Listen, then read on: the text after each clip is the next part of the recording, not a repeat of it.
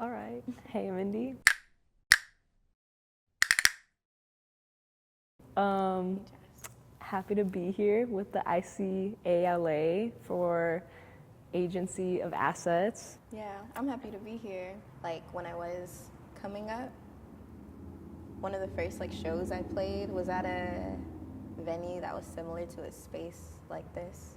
And that one's called Junior High, and that's how you know who I am. Oh yeah, that is how we met.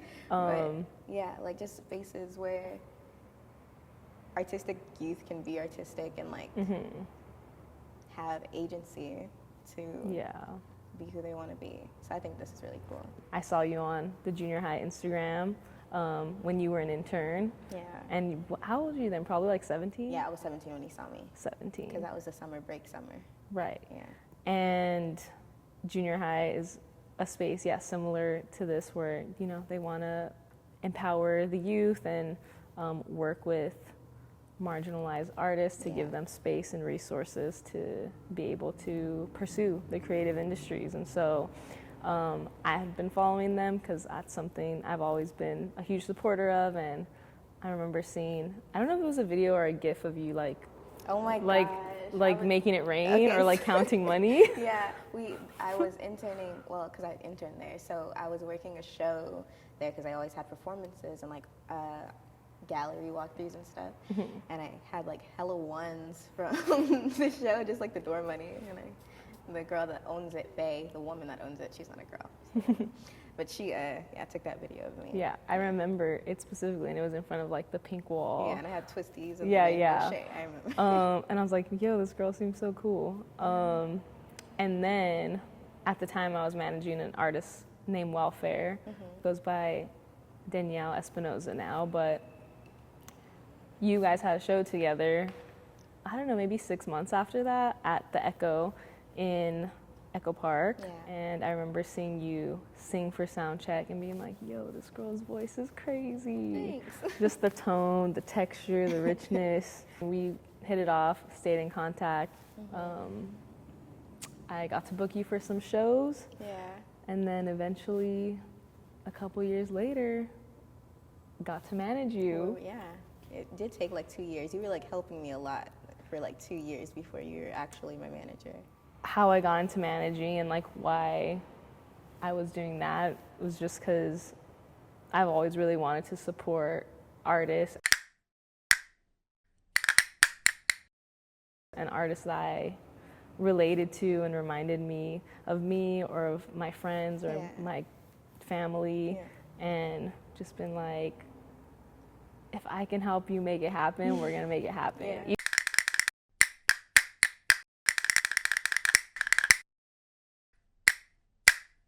Even if not on the manager front, just making space and trying to, bring people into places that can sometimes seem out of reach when you just kind of need access somehow, Yeah, literally. Growing up in LA, I think I was always really drawn to the arts and working in the arts in some capacity. I briefly went to art school at the time. Yeah, when I was in 10th grade. 1 year. It was at the time called Central Los Angeles High School No. 9 for the Visual and Performing Arts. It was the first year it was open, so that was its first year name. Yeah. I think it's now called Ramon C. Cortines High School. That's where they filmed the Normani video, where she's dancing. Oh, that is an art school. Yeah. And I realized after that 1 year, I was like, maybe I'm not the artist.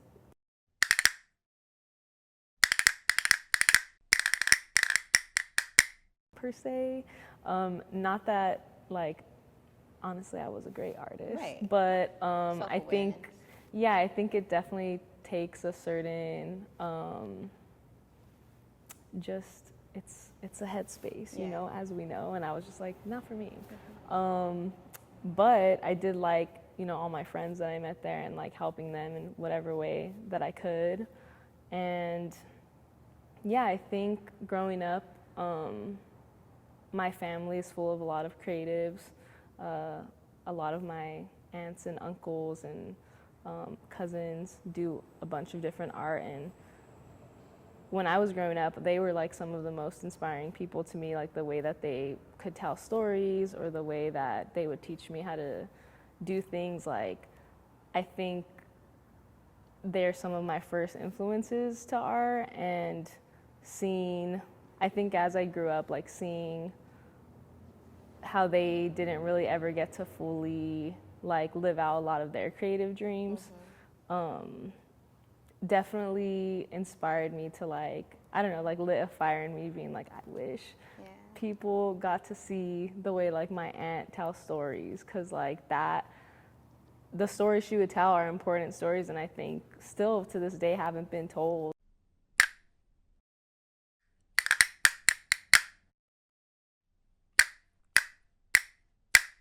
My parents are Jamaican. They both immigrated here. They met here, had me and my brother.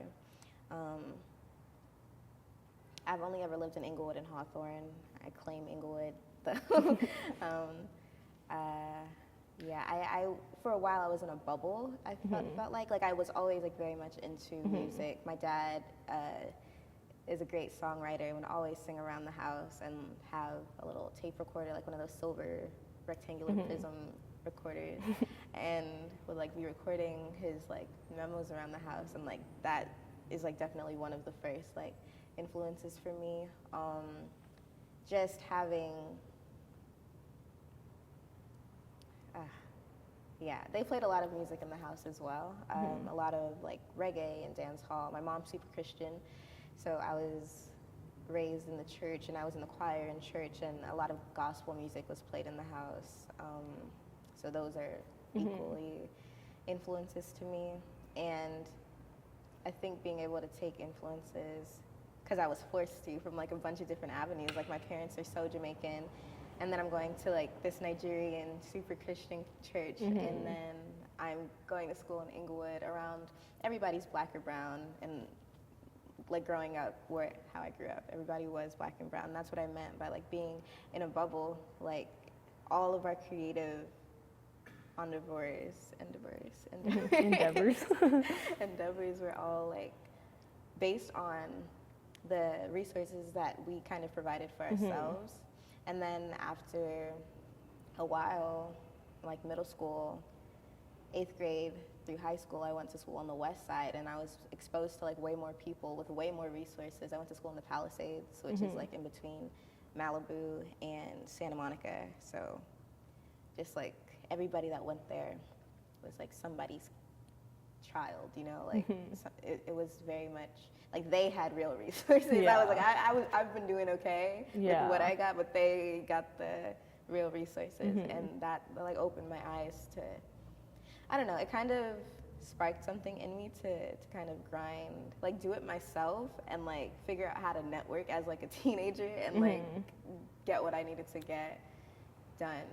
I think that's kind of how I got my start, because I started uploading music on SoundCloud when it was like still pretty fresh, like 2013, and it was like uploading to like a Finsta account. Like it didn't matter, like I could upload something and not care about how many people played it, because I'm like, this is just SoundCloud, you know. And then it became like this huge thing, like, but before that it was cool, and that's kind of how I was getting myself out there, and that is how I got my start. Like I started getting like hundreds of thousands of plays on SoundCloud, like the more I uploaded over the years in high school, and that's kind of how I got my first buzz. I started doing local shows and backyard shows and art shows and shows at spaces like this, like it was such a good time period, 2013 to like 2016. All those like backyard like art shows, like kids displaying their arts, like it was like a tiny renaissance that was happening. Just being around artists and like talented people and seeing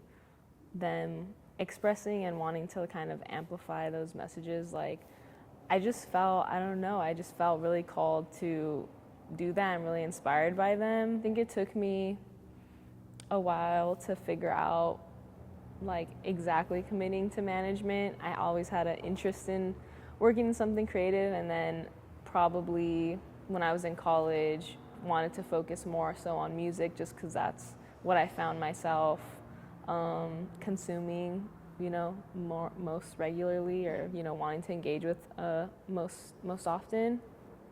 And so I tried a bunch of different things within music. I did event planning, or like event management. I sold merch for a long time. I was just like a resident merch person at like the Echo and the Fonda and a bunch of venues. I did some kind of tour management.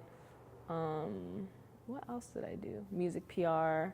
So it took me a while to figure out what I liked and didn't like, and I think all of those experiences were really beneficial for then becoming a manager, because I can kind of do a little bit of everything, and I know what I'm good at, what I'm not good at. I met people while I was out working who I can call on for support in different areas.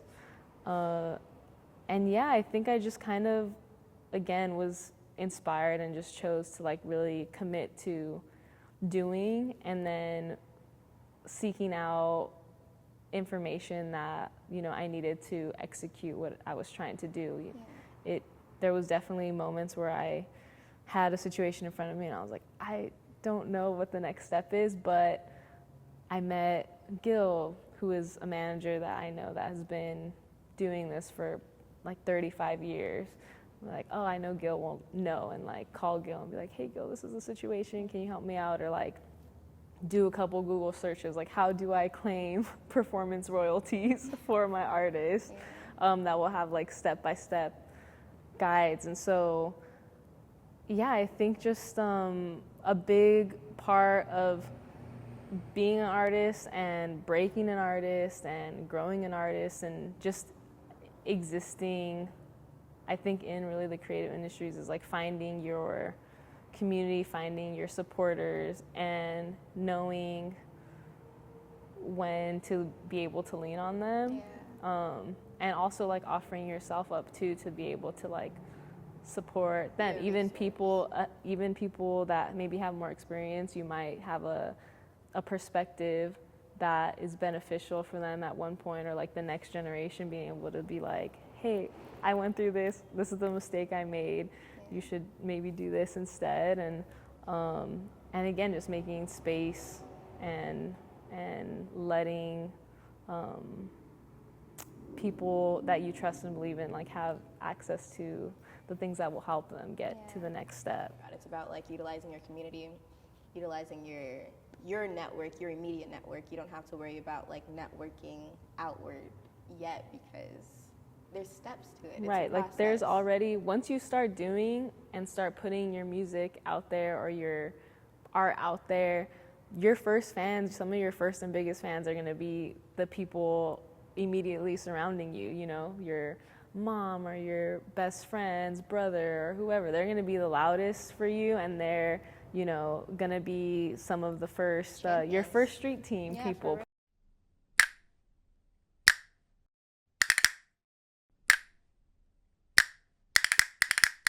Putting people onto you. And so I think just honoring your community, and that community will grow, and you'll find new collaborators to work with as you keep expanding. But to just kind of link up with, I always say, and this is how I conduct my business, is go where the love is.